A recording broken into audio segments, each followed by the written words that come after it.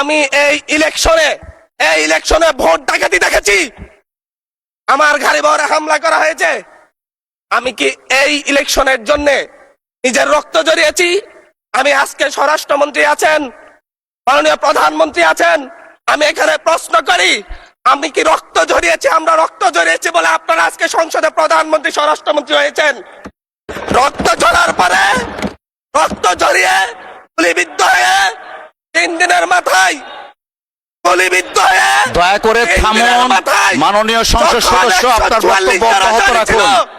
144 ধারার মধ্যে আবার নিজেই গুলিবিদ্ধ পা নিয়ে বের হয়ে গিয়ে সংবাদ সম্মেলন করে বলেছি আবার রাস্তায় নামুন, আজকে প্রতিহত হতে হবে। আমরা বলেছি নতুন বাংলাদেশ দিব। আমরা নতুন বাংলাদেশ আবার প্রতারণার রাজনীতি দেখতে চাই না, প্রবঞ্চনার রাজনীতি দেখতে চাই না। এই গণভোটের পক্ষে আমাদের মাননীয় প্রধানমন্ত্রী প্রচারণা চালিয়েছেন। এই আদেশের পক্ষে মাননীয় সরকার দলীয় সংসদ সদস্যরা প্রচারণা চালিয়েছেন। আজকে এখানে সেই কারণে এটা নিয়ে আবার দীর্ঘ আলোচনা হতে হবে। আমরা 90-এর গণঅভ্যুত্থানের কথা বলে যাই নাই। 3 জোটের রূপরেখা হয়েছে, বাংলাদেশ গণতান্ত্রিক ভাবে উত্তীর্ণ হবে কথা দেওয়া হয়েছিল, কিন্তু 94 সালের মাগুরার নির্বাচন কারা আয়োজন করেছিল? কারা 94 সালে মাগুরার নির্বাচন আয়োজন করেছিল? আজকে আবার এই সংসদে দাঁড়িয়ে আবার এমন একটা ব্যবস্থা নিয়ে যাচ্ছেন, আরেকবার যে মাগুরার নির্বাচন আয়োজন করবেন না, এর নিশ্চয় দেখিয়ে দিবে, এর নিশ্চয় দেখিয়ে দিবে।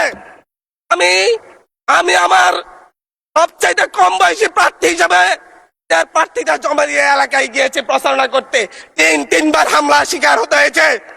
আমি সংসদ সদস্য হিসাবে এলাকায় গিয়েছি, এই জায়গায় আমার উপর হামলা করেছে, সরাসরি ভিডিওতে দেখা গিয়েছে। অস্ত্র নিয়ে, দেশীয় অস্ত্র নিয়ে আমাকে কোপাতে আসা হয়েছে। তারা কারা? ওরা তো তারাই যাদের প্রত্যেকের হাতে বিএনপি দলীয় নেতা কর্মীদের রক্ত লেগে আছে, প্রাণ লেগে আছে। এই বিশ্বাসঘাতকতা মাননীয় স্পিকার, এই রাষ্ট্র আর সইবে না, আপনারাও সইতে পারবেন না।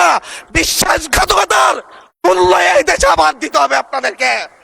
আপনারা যারা আপনাদের ভাইদের রক্ত জড়িয়েছে, খুন করেছে, খুনের মামলা আছে, তাদেরকে আবার পুনর্বাসিত করে আমাদেরকে খুন করার জন্য লেলিয়ে দিচ্ছেন। চট্টগ্রাম থেকে এক সাংগঠনিক নেতাকে পাঠিয়েছে অস্ত্র সহ আমাদের লোকজনের উপর হামলা করতে। ভোটের দিন সকালবেলা থেকে প্রত্যেকটা ভোট কেন্দ্রে অস্ত্র দিয়ে মহড়া দিয়েছে। 30টা ভোট কেন্দ্রে এনসিপির প্রার্থী, বিএনপি 2জন বিদ্রোহী প্রার্থী সহ কারো এজেন্টকে ঢুকতে দেওয়া হয় নাই। এটার জন্য কি আমরা আমাদের রক্ত জড়িয়েছি? এখানে দাঁড়িয়েছি পীড়িত, লাঞ্ছিত, বঞ্চিত মানুষের প্রতিনিধি হয়ে কথা বলতে। আমি এসেছি, ওনার বক্তব্য 6 মিনিট।